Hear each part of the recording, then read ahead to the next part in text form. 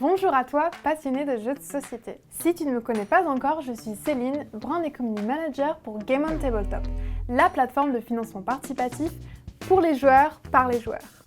On se retrouve aujourd'hui pour une nouvelle vidéo sur une campagne qui est actuellement en cours sur Game on Tabletop. Une campagne qui est plutôt originale puisqu'elle permet de financer l'ouverture d'une boutique de jeux de société physique et en ligne. Mais pour en parler plus en détail, je vous propose de rencontrer Kevin Armengol, qui est le porteur de projet de cette campagne. Bonjour Kevin, comment vas-tu ? Écoute Céline, ça va et toi ? Ça va bien, merci. Alors pour commencer, est-ce que tu peux rapidement te présenter pour qu'on connaisse un peu ton histoire et puis ton expérience dans le milieu du jeu de société ? Écoute, pour parler de moi, c'est assez simple. En fait, depuis que je suis tout petit, je m'intéresse aux jeux de société. C'est quelque chose qui m'a très vite passionné. Et c'est vrai qu'autant j'ai commencé avec des jeux. Alors, j'ai commencé avec des jeux un peu connus comme le Monopoly, etc. Bon, tu vois, les classiques. Et à côté de ça, j'avais aussi des jeux un peu moins connus, peut-être comme Rap-Rat, qui était un jeu que tu faisais avec une cassette vidéo, une VHS. C'est dire si je suis vieux. Et c'était assez amusant parce que finalement, il y avait un côté très interactif. Et je me suis rendu compte après, avec du recul, là, que même quand je me suis mis à jouer à des jeux vidéo, en fait, je revenais souvent à des jeux de société. Même par les jeux vidéo, je jouais à des jeux de société. Donc, c'est toute une vie de jeux de société. C'est vrai que concernant mon parcours, j'ai un parcours un peu atypique parce que j'ai arrêté les études pendant un temps, pris un peu de temps pour moi. Et ensuite, j'ai commencé à aller vers le commerce. Donc, j'ai essayé de faire commercial, j'ai été un peu vendeur. Ensuite, je me suis mis à faire un peu de web marketing. Et ensuite, je me suis dirigé vers la communication parce que je trouvais que c'était quelque chose d'intéressant. Et en fait, même si c'est un parcours qui paraît très atypique, je me dis qu'aujourd'hui, tous ces éléments vont me servir dans cette nouvelle aventure, finalement, qui est d'ouvrir ma boutique de jeux de société. Donc, c'est assez marrant comme le hasard fait bien les choses parfois. Est-ce que tu peux nous décrire un petit peu plus en détail ta campagne pour dériver des jeux et quel est son besoin en termes de financement ? Pour cette campagne, il faut savoir qu'au départ, je m'étais dit que ça allait faire un plus pour pouvoir acheter des jeux supplémentaires et pour pouvoir faire un peu de communication autour du projet. Mais c'est vrai que là, plus récemment, en fait, ça va devenir d'autant plus important parce que j'ai des travaux qui n'étaient pas prévus initialement, qui se sont ajoutés. Et finalement, ce budget que je vais pouvoir avoir avec le financement participatif va permettre de rééquilibrer un petit peu avec ces travaux et de permettre en fait d'acheter du mobilier que sans ça, j'aurais peut-être un petit peu plus de mal à aller chercher. Et du coup, je me demandais d'où t'est venue l'idée d'ouvrir une boutique de jeux de société après ton parcours, comme tu as dit, un peu atypique. C'est un projet que j'avais déjà depuis à peu près 10 ans. 10 ans quand même que je mettais ça dans un coin de ma tête. Je me disais, peut-être un jour je le ferai. Et en fait, au départ, je me disais, c'est un rêve, je le ferai jamais. Et au fur et à mesure, en fait, j'allais dans des boutiques et je me disais, mais je me sens bien dans les boutiques. J'aimerais bien finalement pouvoir bosser dedans. Et au bout d'un moment, pendant le premier confinement, ça m'a trotté dans la tête et je me suis dit, mais en fait, j'ai pas seulement envie de bosser dedans, j'ai envie carrément d'avoir ma boutique à moi, j'ai envie de réaliser mon rêve. Mais c'est maintenant ou jamais, en fait. Là, j'ai 30 ans, j'ai pas encore de famille. Par contre, j'ai acquis de l'expérience, j'ai acquis des connaissances, j'ai acquis des compétences. Et je me suis dit, c'est vraiment le moment où il faut que je me lance parce que sinon, après, j'aurai des regrets.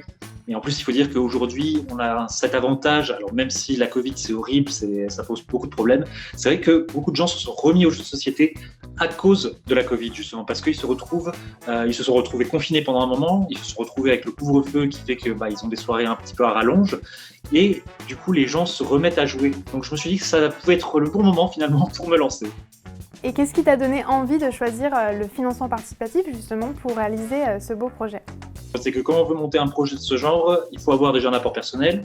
Il faut ensuite essayer de voir si on peut aller grappiller un peu d'argent aussi auprès des banques, auprès des organismes de financement, parce que c'est quand même quelque chose d'assez important. Et c'est vrai que je voulais quand même mettre les petits plats dans les grands, je voulais faire quelque chose de beau, je voulais faire quelque chose d'intéressant. C'est pour ça aussi qu'au niveau du mobilier, je vais m'équiper avec des adaptatables qui permettront d'améliorer un peu l'expérience des joueurs. Mais c'est vrai qu'on ne peut pas non plus trop aller demander aux banques, on ne peut pas trop demander aux organismes, sous peine qu'ils refusent carrément les prêts.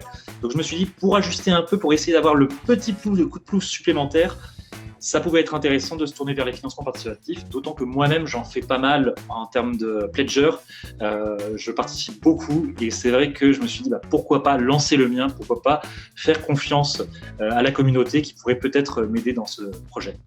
Donc tu en as déjà parlé, mais avec la crise sanitaire actuelle, on sait que la période elle est particulièrement difficile pour les boutiques de jeux de société physiques. On pourrait alors se dire que justement c'est un moment un peu risqué pour ouvrir une boutique physique actuellement. Qu'est-ce que tu en penses et quelles sont les solutions que tu vas mettre en place pour y répondre? Alors, il faut savoir en fait qu'en effet, ça pose problème pour les boutiques physiques parce que on ne sait pas si on va être confiné, on ne sait pas quelles vont être les problématiques qui vont survenir.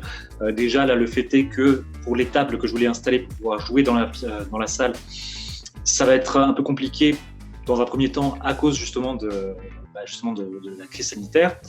Maintenant, je pense qu'il faut savoir justement réinventer les boutiques, ne pas en faire de simples lieux de vente, en faire des lieux en fait, où on va pouvoir avoir une communauté, et pas seulement physique, une communauté aussi en ligne, pouvoir jouer un peu avec les réseaux sociaux, pouvoir jouer avec Discord par exemple, et offrir des expériences un peu différentes, proposer justement des initiations, pourquoi pas, des initiations en ligne, que ce soit à des jeux de rôle, à des jeux de figurines, ou proposer justement de la peinture sur figurines, expliquer comment on peut faire. Mais c'est vrai que pour moi, on a l'occasion en fait de réinventer les boutiques et de proposer de nouvelles choses. Et c'est vrai que pour moi, justement, je pense que les initiations au jeu de rôle, ça pourrait être aussi très intéressant à faire. Oui, carrément. Et d'ailleurs, en plus, ta boutique sera aussi en ligne.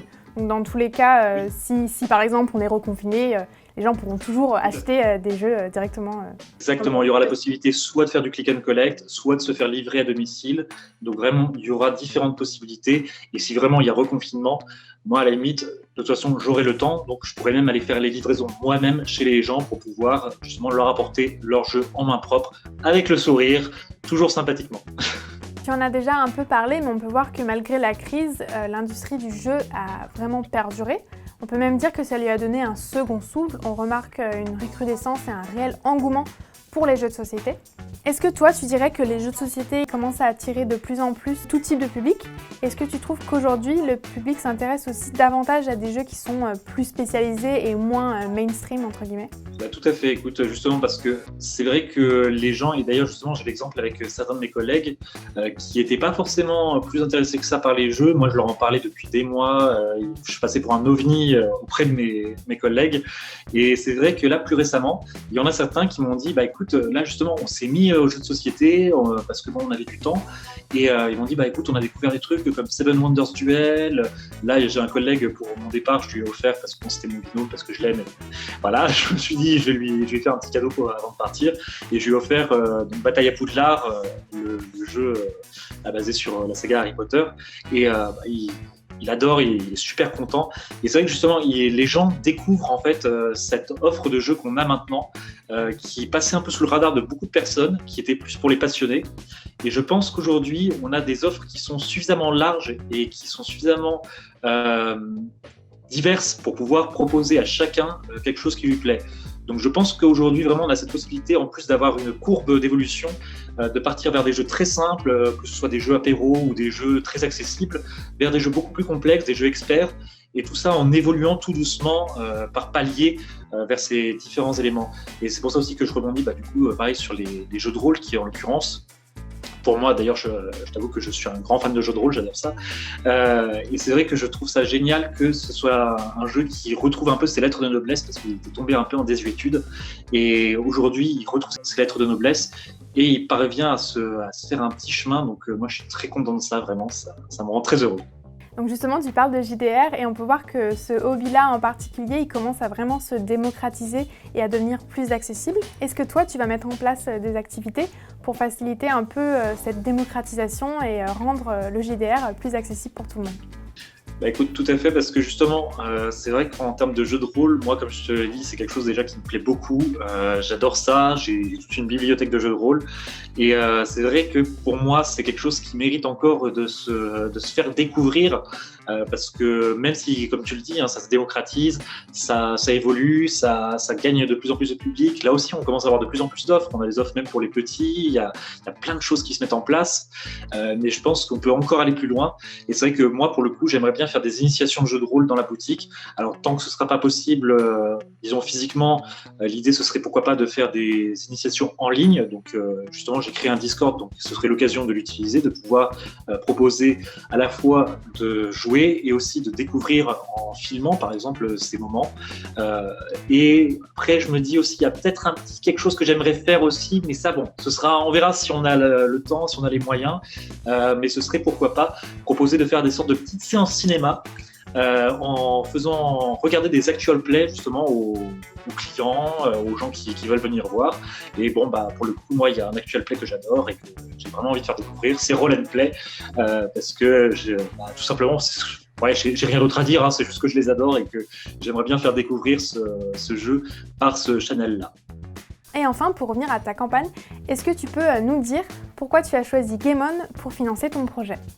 C'est vrai que je m'étais posé la question au départ de la plateforme que j'allais choisir. Est-ce que j'allais plutôt vers un Ulule qui était plutôt grand public ou est-ce que j'allais plutôt vers un Game On qui était plus dirigé vers les joueurs ? Et c'est vrai que je ne vais pas le cacher, j'ai interrogé les deux. J'ai été voir un peu ce que je pouvais voir auprès des deux, qu'est-ce qui était le plus intéressant. Et finalement, j'ai décidé de me diriger vers Game On parce que pour moi, Game On a offert un meilleur accompagnement. Très franchement, moi, c'est vraiment la sensation que j'ai eue. J'ai eu l'impression d'être beaucoup plus suivi, beaucoup plus accompagné, avoir vraiment ce côté où on nous soutient, on nous aide vraiment à mettre en place les choses. D'autant que la plateforme est super intéressante. Elle propose vraiment de personnaliser sa page au mieux et ça, déjà, je trouve que c'est génial. Et il y avait le côté aussi, pouvoir rajouter des options, parce que c'est vrai que sur Ulule, j'aurais pu mettre éventuellement les options, mais il aurait fallu que je trifouille, que j'essaye de faire des contreparties spécifiques ou autres. Là, avec Game On, j'ai vraiment pu faire un truc à part, faire des options à part, et justement, ça me permet de mettre en place des options, après, qui vont être des goodies ou autres, mais qui, pour moi, en fait, ont ce côté intéressant toujours d'offrir quelque chose aux gens, en plus de la simple contrepartie. Donc, pour moi, c'était vraiment quelque chose de décisif un peu dans ce choix, d'autant que j'ai été très bien accompagné par Julija qui m'a conseillé vraiment tout au long de la mise en place de la campagne, et parce que aussi j'ai un accompagnement avec toi du point de vue marketing, que ce soit justement au travers de cette interview, que ce soit après pour le reste, et je trouve que c'est des choses qui sont pour moi très pertinentes et qui ont vraiment pesé dans la balance au moment du choix. Donc je suis très heureux de travailler avec vous. Merci à toi d'avoir participé à cette vidéo. On t'espère le meilleur pour ta campagne. Écoute, merci à toi aussi et à très bientôt et j'espère vous voir nombreux sur la page. Ciao! Et c'est ainsi que se termine notre vidéo sur la campagne de Des rires et des jeux. Surtout, n'hésitez pas à aller faire un tour sur la campagne et soutenir l'ouverture de cette boutique. Comme toujours, n'oubliez pas de vous abonner à notre chaîne YouTube pour pouvoir suivre toutes nos aventures ludiques. Merci d'avoir regardé et n'hésitez pas à laisser un commentaire pour dire ce que vous pensez de ce beau projet. A très bientôt pour une nouvelle vidéo. Prenez soin de vous. Salut!